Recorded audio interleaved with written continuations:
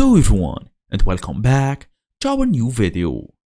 Well, you have been using Wix in 2026 for a while now, but now you are looking on how to actually back up.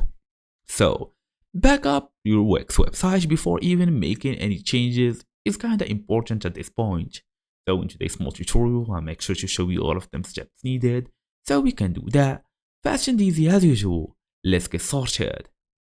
Well, all we're gonna do now is open your device, make sure you are fully connected to the internet, go and look for Wix.com. As for now, tap on this website, go and use your email address and password so you can actually log in.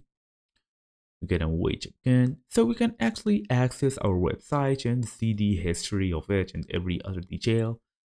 Rename website, preview website. Let's go to actually settings. Okay, let's go to setting. Let's go to site. I'm pretty sure we can access the history from here also. Unpublish. Search, upload image. As you see guys, we have the site history. View and restore previous versions of your website. All you're gonna do now is just tap on restore versions so you can basically have the older versions uploaded again so you can see them. We have also basically a second, wait, let me show you.